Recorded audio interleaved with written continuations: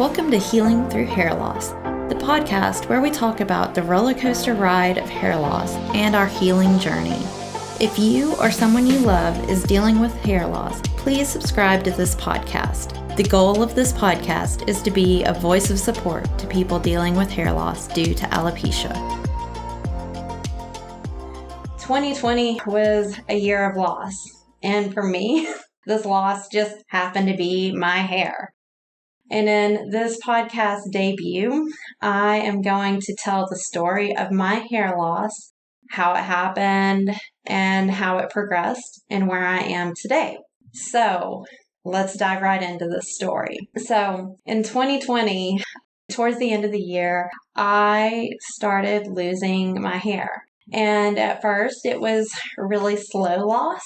It started as just a really small bald patch.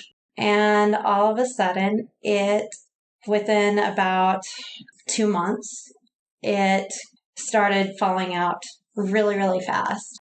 It went from being nice and soft and smooth hair, I had really thick hair. It went from that to being really brittle and coarse and just breaking and falling.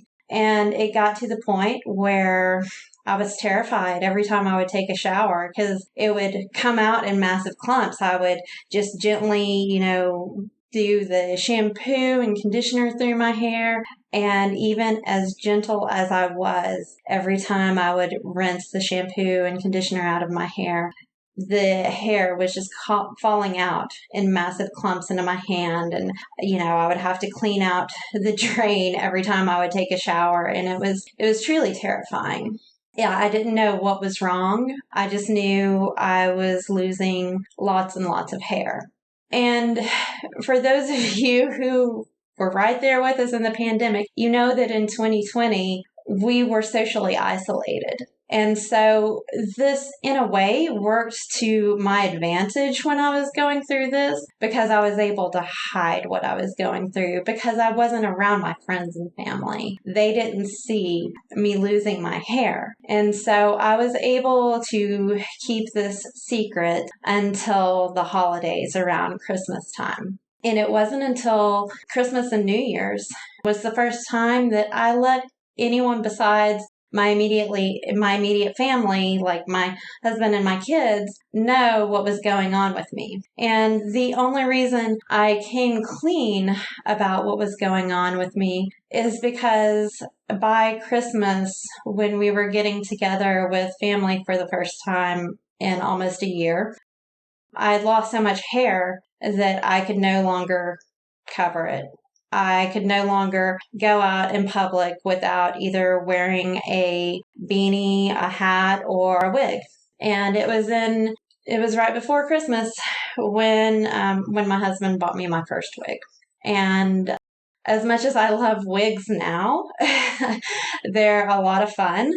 It was really hard for me to wear a wig for the first time because that first time I wore a wig, it was almost as if a symbolic act of me being defeated, as if my hair loss had beat me.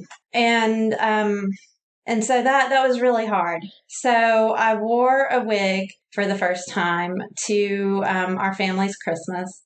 And I had intended to not tell anyone that it was a wig, to just go on about my day, and just get through Christmas and, just keep chugging along. And that was until my mother-in-law, who I love dearly, comes up to me and gives me a big hug because she hadn't seen me in so long. And she comes up to me and she's like, "Oh, I love your hair." And she immediately went to stroke my hair. And I immediately backed away. I was like, "It's a wig!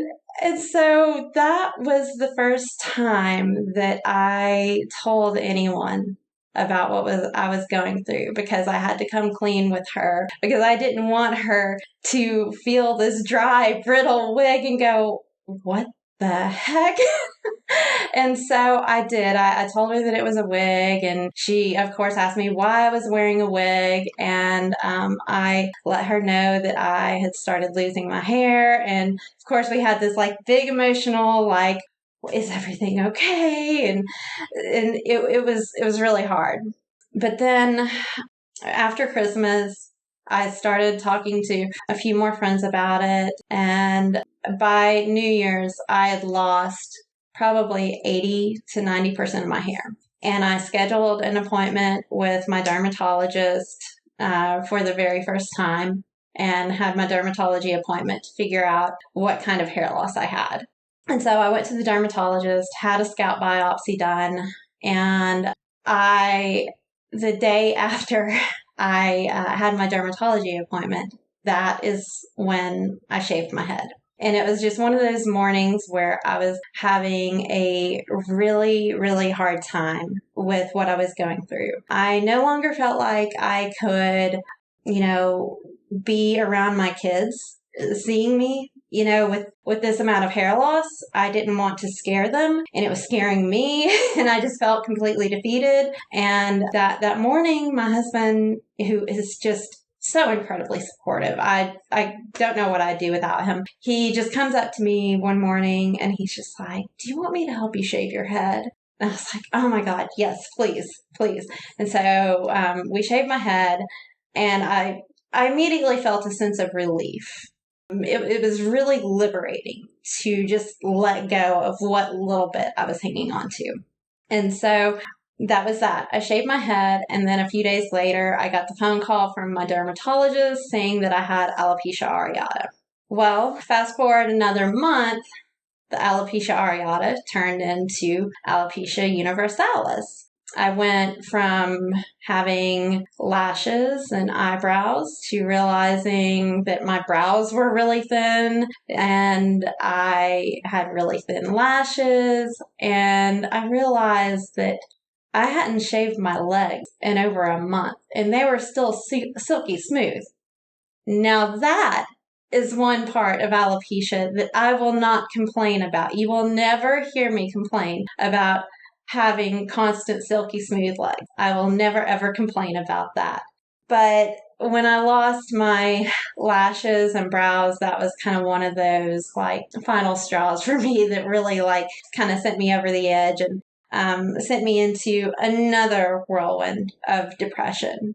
Because that's when I realized that, I don't have just patchy hair loss. I have full on universalis, because it's just a crazy mental hoop that you have to go through to realize that you've lost literally every strand of hair that you have on your body. And so that was a big adjustment for me to realize that I didn't have any hair and that there's not really a cure for this. The suggested cures for it right now are oral steroids, steroid injections, steroid creams. Those are about the standard treatment. And they very rarely work unless it's just alopecia areata. Alopecia areata, you can bounce back with steroid treatment. But alopecia universalis, it's harder to bounce back from alopecia universalis once you go to that stage. And so that's where I am right now, is I have alopecia universalis, and I've had it for over a year now, and I'm just learning to live with it. I have learned to be at peace with my nice shiny dome. I've learned to be at peace with wearing wigs, and it's just really been a life-changing experience to go through this. And I started this podcast as a way to advocate for people who are going through alopecia, because until I started going through this, I didn't know what alopecia was. I didn't even know it existed. I am one of those people that when I would see someone out bald, I would just assume that they either, one, shaved their head by choice, or they were going through some sort of cancer treatment and lost their hair. And so now, anytime I do go out bald, I'm very well aware that a lot of people assume the worst and assume that I'm probably going through cancer treatment. And I'm not. And that is one thing that I'm very thankful for. I'm very thankful that I am an incredibly healthy bald chick. I have no other health issues. I'm just incredibly bald.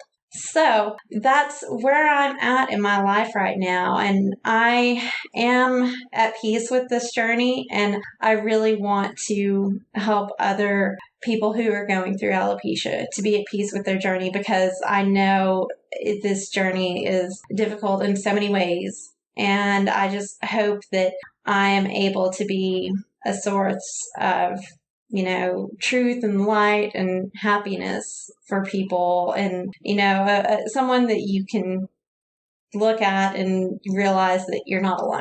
So that is the end of this very first podcast episode. I hope that you have found this helpful, and thank you so much for listening. And just remember that you are beautiful, hair or no hair. All right, so that's the end of the recording of this episode. If anyone has questions, feel free to leave them in the comments. I'm an open book about this. I'm truly an open book about my alopecia journey, and I just want to be able to help people and to help people understand what it is. Even if you aren't going through alopecia, I want to help you understand what alopecia is. So I'm going to end this recording now, and thank you all so much for your support. I truly, truly appreciate it. Bye.